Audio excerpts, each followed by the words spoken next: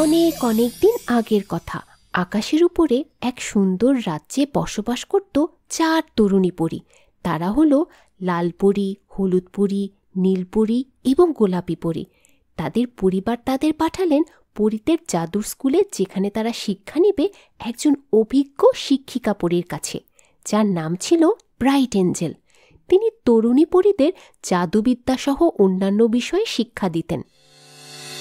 তাড়াতাড়ি করো মা, আজ স্কুলের প্রথম দিন। আজকেই যদি দেরি হয়ে যায় তাহলে কেমন করে হবে বলো? দাঁড়া, টিফিনটা আগে তোর ব্যাগে দিয়ে নেই। শোন, সাবধানে স্কুলে যা, আর সবার সাথে মিলেমিশে থাকবি, কারো সাথে ঝগড়া করবি না, কেমন? ঠিক আছে মা, আমি স্কুলে যাচ্ছি তাহলে।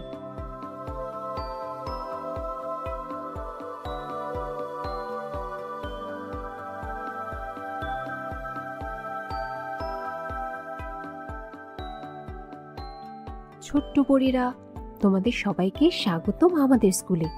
এই স্কুলে আমি তোমাদের শেখাবো কিভাবে উঠতে হয়, কিভাবে বিশেষ মন্ত্রের সাহায্যে জাদু করতে হয়, কিভাবে দুষ্ট শয়তানদের শায়েস্তা করতে হয়, এবং সবশেষে শেখাবো কিভাবে একজন আদর্শ পরী হিসেবে নিজেকে গড়ে তোলা যায়। ম্যাম, প্রথম ক্লাসে আপনি আমাদেরকে কি শিখাবেন? প্রথমে ক্লাসে আমি তোমাদের শেখাবো কিভাবে আমরা সামনে থাকা গাছপালা পেরিয়ে দ্রুত উঠতে পারি। আমার প্রিয় ছাত্রীরা, তোমরা একটা বিষয় কখনোই ভুলে যাবে না, সব সময়ের জন্য মনে রাখবে, জাদু শুধু আমাদের শক্তি নয়, এটি আমাদের উপর অর্পিত অনেক বড় দায়িত্ব। উড়ার সময় লক্ষণীয় বিষয় হচ্ছে নিজেদের ভারসাম্য ঠিক রেখে দ্রুত গতিতে শেষ প্রান্তে পৌঁছাতে হবে। যে সব থেকে দ্রুত গতিতে কম সময়ের ভিতরে ভারসাম্য ঠিক রেখে শেষ প্রান্তে পৌঁছা যাবে, সে আমার ক্লাসে সব থেকে বেশি নাম্বার পাবে। তোমরা প্রস্তুত? সবাই উঠতে শুরু করার পূর্বে চোখ বন্ধ করে বলবে লিউমা ফ্লোরো।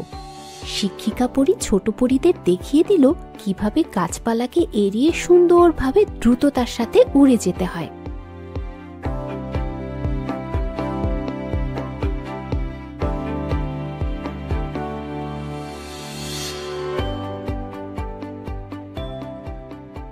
ম্যাম, আমাদের দ্বারা কি সম্ভব আপনার মতো এত সুন্দরভাবে উড়ে উড়ে যাওয়া?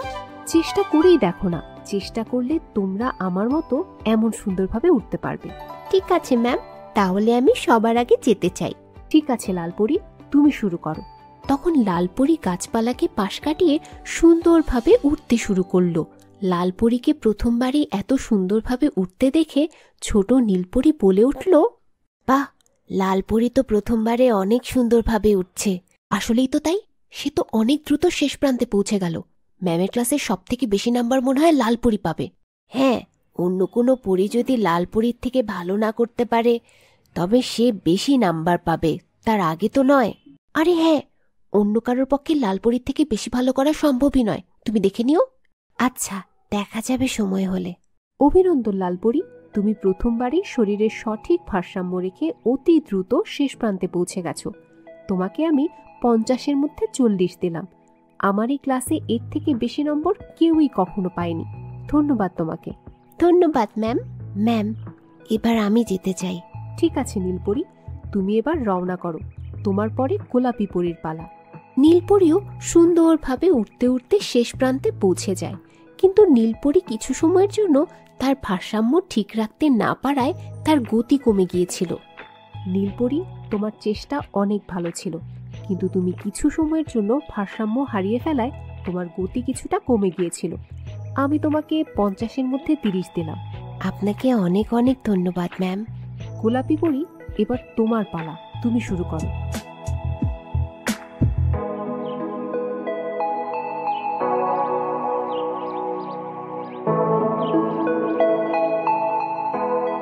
এই তোমরা দেখো, গোলাপি পরী কত সুন্দর করে নিজের ভারসাম্য ঠিক রেখে তীব্র গতিতে সামনের দিকে এগিয়ে যাচ্ছে। ওকে তো ঠিকমতো দেখাই যাচ্ছে না। সত্যিই তো, গোলাপি পরী অনেক সুন্দরভাবে এগিয়ে যাচ্ছে। আমার তো বিশ্বাস করতে কষ্ট হচ্ছে সে লাল পরীর থেকেও দ্রুত শেষ প্রান্তে পৌঁছে যাবে। আমি শুনেছি গোলাপি পরী জঙ্গলে থাকে। আমি যদি আমার পরিমহল ছেড়ে এসে ওর মতো জঙ্গলে থাকতাম তাহলে আমি ওর থেকে ভালো উঠতে পারতাম। লালপুরি একজন ভালো করলে তাকে উৎসাহ প্রদান করতে হয়, এভাবে পেছনে পেছনে তাকে নিয়ে সমালোচনা করা উচিত নয়। তুমি আমাকে তো জ্ঞান দিও না, তোমার যদি ভালো লাগে তাহলে ওই জঙ্গলি পরীর সাথে যে বন্ধুত্ব করে নাও। আমাকে এত জ্ঞান দিতে এসো না, কেমন? অভিনন্দন গোলাপি পরী, তুমি সামনে এগিয়ে এসো।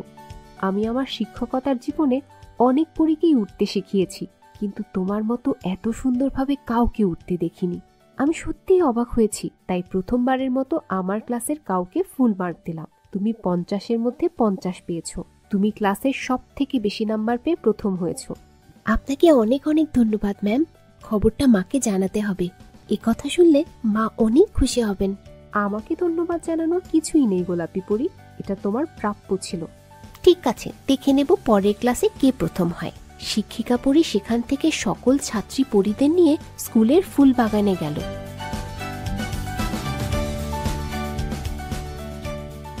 আমার প্রিয় ছাত্রীরা, এখানেই শুরু হবে তোমাদের দ্বিতীয় ক্লাস। এই ক্লাসে আমি তোমাদের শিক্ষা দেব কিভাবে জাদুর সাহায্যে ফুল গাছে সুন্দর সুন্দর ফুল ফোটাতে হয়। মনে রেখো, প্রকৃতির সাথে মন থেকে যোগাযোগ করো। যেটা মনে মনে অনুভব করবে সেটাই তৈরি হবে। তোমরা সবাই প্রস্তুত তো নতুন এই জাদুটি শেখার জন্য? জি ম্যাম, আমরা সবাই প্রস্তুত আছি। আপনি শুরু করুন। তাহলে শোনো, তোমরা প্রথমেই গাছের দিকে ফিরে দাঁড়াবে। তোমাদের জাদুর দণ্ডটি দুবার ঘুরিয়ে গাছের দিকে নির্দেশ করে ফুল তৈরির মন্ত্রটি বলবে। মন্ত্রটি হচ্ছে ফ্লোরিস ব্লুমা। এখন দেখো কি হয়। শিক্ষিকা পরীর জাদুর প্রভাবে বাগানের সব গাছে বিভিন্ন রঙের সুন্দর সুন্দর ফুল ফুটতে লাগলো। সত্যি ফুলগুলো অনেক সুন্দর। ম্যাম, গাছের ফুলগুলো আসলেই অনেক সুন্দর। আমরাও এমন সুন্দর করে ফুল ফোটানোর চেষ্টা করব। হ্যাঁ, তোমরাও চেষ্টা করো। চেষ্টা করলেই সব সম্ভব। তোমাদের মধ্যে থেকে যে সব থেকে বেশি সুন্দর ফুল ফোটাতে পারবে সেই আমার এই ক্লাসে সব থেকে বেশি নাম্বার পাবে। সবার প্রথমে হলুদ পরী তার জাদুর দণ্ড দিয়ে একটি গাছের নিকটে যেয়ে ফুল ফোটালো। ম্যাম, আমি একটি গাছে ফুল ফুটিয়েছি। ধন্যবাদ হলুদ পরী, তুমি অনেক সুন্দর ফুল ফুটিয়েছো। আমি তোমাকে 50-এর মধ্যে 30 দিলাম। আপনাকে ধন্যবাদ ম্যাম।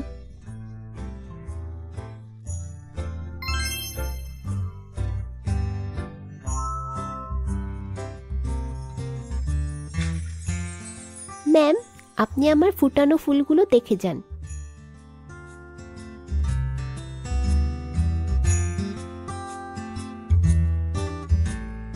চমৎকার লালপরি, তুমি তো অনেক সুন্দর ফুল ফুটিয়েছো। আমি তোমাকে 50-এর ভিতরে সবাই এদিকে আসুন ম্যাম, গোলাপি পরী অনেকগুলো লাল গোলাপ ফুল ফুটিয়েছে। গোলাপি পরী, তুমি এটা কি করে করলে? আমি তো সত্যিই অবাক হয়ে গেলাম। যে সকল পরীদের জাদু শক্তি অত্যন্ত বেশি হয় শুধুমাত্র তারাই এটা করতে সক্ষম। বড় হয়ে তুমি একজন ক্ষমতাশালী পরী হবে, এটাই আমার বিশ্বাস। আমি তোমাকে এবারও ফুল মার্ক দিলাম, 50-এর ভিতরে 50। ম্যাম, আমি দুঃখিত লালপরি, আমি তোমাকে ফুল মার্কস দিতে পারছি না। আমি তোমাকে 50-এর ভিতরে 40 দিচ্ছি, কেননা গোলাপি পরী তোমার থেকে অনেক সুন্দর গোলাপ ফুল একসাথে ফুটিয়েছে। পরের দিন সকালে যথারীতি সকল পরীরা স্কুলে চলে এসেছে। শিক্ষিকা পরী তার কোনো একটা কাজে ব্যস্ত থাকায় তখনও স্কুলে এসে পৌঁছাতে পারেনি। কিছুক্ষণ পর শিক্ষিকা পরী তার কাজ সেরে স্কুলে এসে উপস্থিত হলেন। তোমরা সবাই প্রস্তুত হয়ে নাও আমার প্রিয় ছাত্রীরা। আমি আজকে তোমাদেরকে বনে ঘুরতে নিয়ে যাব। সেখানে তোমাদের একটা পরীক্ষা নেওয়া হবে। আজকে জাদুর বনে পরীক্ষা নেওয়া হবে শোনার পর হিংসুটে লালপরি তার বান্ধবী নীলপরীকে নিয়ে ষড়যন্ত্র করতে লাগলো, যাতে তারা গোলাপি পরীকে বিপদে ফেলতে পারে এবং লালপরি সবার থেকে বেশি মার্কস পেয়ে ক্লাসে প্রথম হতে পারে। নীলপরি, তুমি কি জানো ম্যাম আজকে বনের মধ্যে আমাদের কি পরীক্ষা নেবেন? না, আমি তো সে ব্যাপারে কিছুই জানি না, তবে ম্যামের অফিসের দিকে গেলে হয়তো কিছু জানতে পারি। আচ্ছা, আমি গেলে অন্য কেউ সন্দেহ করতে পারে। তুমি যাও, গিয়ে দেখো জানতে পারো কিনা এই ব্যাপারে কিছু। আচ্ছা, তুমি এখানেই দাঁড়াও, আমি গিয়ে দেখি ম্যাম কি পরীক্ষা নেবেন, আমি সেই বিষয়ে কিছু জানতে পারি কিনা। তুমি দেখো, যদি কিছু জানতে নাও পারো তাহলে ম্যামের জাদুর কাঠিটা পরিবর্তন করে দিও। স্কুলে প্রথম দিন ম্যাম বলেছিলেন শয়তান দানবকে শায়েস্তা করার পরীক্ষা নেবেন, তাই লালপরি বনে যাওয়ার কথা শুনে মনে মনে ধরেই নিয়েছিল যে আজকে তারা দানবের মুখোমুখি হতে যাচ্ছে। তাই গোলাপি পরীকে সে যে কোনো উপায়ে বিপদে ফেলবে। গোলাপি পরী বিপদে পড়লে যাতে ম্যাম তাকে সাহায্য করতে না পারে সেজন্য ম্যামের জাদুর কাঠিটি সে কৌশলে পরিবর্তন করে দিতে বলে নীলপরীকে। না, এখানে এসে তো কোনো লাভ হলো না। আমি তো তেমন কিছুই জানতে পারলাম না। আচ্ছা, ম্যাম তো নেই, এই সুযোগে আমি তার জাদুর কাঠি পরিবর্তন করে দেই। নীলপরি শিক্ষিকা পরীর জাদুর কাঠিটি পরিবর্তন করে দিলে শিক্ষিকা পরী সেটি টের পেল না। সে সেই অবস্থায় সবাইকে নিয়ে বনের দিকে রওনা হলো। চার পরী একটি জাদুর বনে হাঁটছে, শিক্ষিকা পরী তাদের সাথে। হঠাৎ একটি ভয়ঙ্কর দানব তাদের সামনে আসে। তোমরা কারা? এখানে কেন এসেছো? আর আমার বনের মধ্যে কি করছো? আমরা এদিক দিয়ে যাচ্ছিলাম, আর আমরা তো আপনাকে কোনোভাবে বিরক্তও করিনি, তাহলে কেন আপনি আমাদের পথ আটকে দাঁড়িয়ে আছেন? তোমরা আমাকে বিশ্রামের সময় বিরক্ত করেছো, তাই এত সহজে আমি তোমাদের ছাড়ছি না। তোমাদের সবাইকে বন্দি করে ধীরে ধীরে খেয়ে সাবার করব আমি। এই কথা শুনে ছোট পরীরা ভয় পেয়ে দৌড়ে পালানোর চেষ্টা করে। লালপরি একটি পাথরের সাথে আঘাত পেয়ে পড়ে যেয়ে হাঁটু থেকে রক্ত ঝরতে থাকে। শিক্ষিকা পরী তার জাদুর কাঠির সাহায্যে দানবকে বন্দি করার চেষ্টা করে, কিন্তু তার জাদুর কাঠি কাজ করছে না। এদিকে দানব লালপরির শরীর থেকে রক্তের গন্ধ পেয়ে উন্মাদ হয়ে যায়। আমি সবার প্রথমে আমি তোমাকে খাবো। অনেকদিন ভালো মন্দ খেতে পারি না। শিক্ষিকা পরী কি করবেন ভেবে পাচ্ছিলেন না। তার জাদুর কাঠি কাজ করছে না। এদিকে লালপরি মাটিতে পড়েছিল, দানব তার দিকে ধীরে ধীরে এগিয়ে যাচ্ছিল। তখনই শিক্ষিকা পরী বলে উঠলেন, আমার প্রিয় ছাত্রীরা, এটাই তোমাদের পরীক্ষা। দেখাও তোমাদের জাদু শক্তি ব্যবহার করে কিভাবে এই দানবকে থামাতে পারো। আমি সবাইকে দানবের হাত থেকে বাঁচাতে এবং দানবকে আটকানোর জন্য একটি সুরক্ষা বলয় তৈরি করব। আমি দানবের উপর আগুনের ঝড় ফেলবো। না, তোমরা ভেবেচিন্তে ধৈর্য সহকারে নিজেদের জাদু শক্তি প্রয়োগ করো। গোলাপি পরী, তুমি শুরু করো। গোলাপি পরী একটি সুরক্ষা বলয় তৈরি করে, যা দানবকে আটকে দেয়। হলুদ পরী দানবকে শান্ত করার জন্য হাসির জাদু ব্যবহার করে। নীলপরি দানবের হাত থেকে বিষাক্ত লতাগুলো সরিয়ে দেয়। লালপরি শেষে একটি আলোর ঝলক দিয়ে দানবকে দূরে পাঠিয়ে দেয়। দারুণ কাজ করেছো তোমরা সবাই। তোমাকে অনেক ধন্যবাদ গোলাপি পরী, তুমি প্রতিকূল পরিস্থিতিতে সবাইকে রক্ষা করতে সাহায্য করেছো। আর লালপরি, এবার তুমি তোমার শক্তি সঠিকভাবে ব্যবহার করেছো।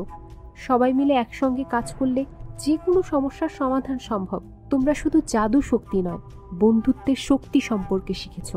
সেটাই সত্যিকারের শক্তি।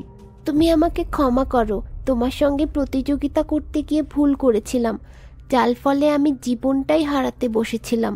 আমরা কি পরস্পর বন্ধু হতে পারি? বন্ধুত্বের জন্য আমি সবসময় প্রস্তুত। লালপরি লজ্জিত হয়ে শিক্ষিকা পরীর কাছে সব স্বীকার করল।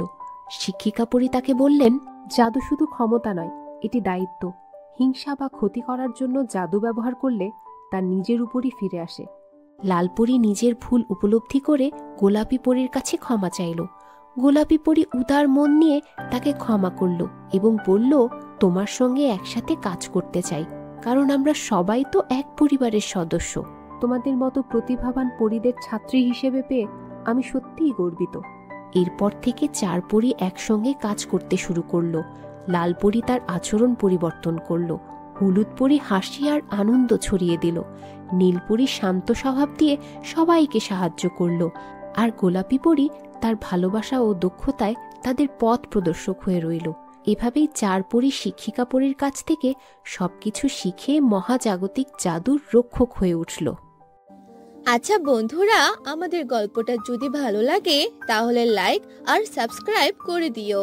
আর গল্পটা কেমন লাগলো সেটা জানাতে কিন্তু ভুলো না। কমেন্ট করে জানিয়ে দিও।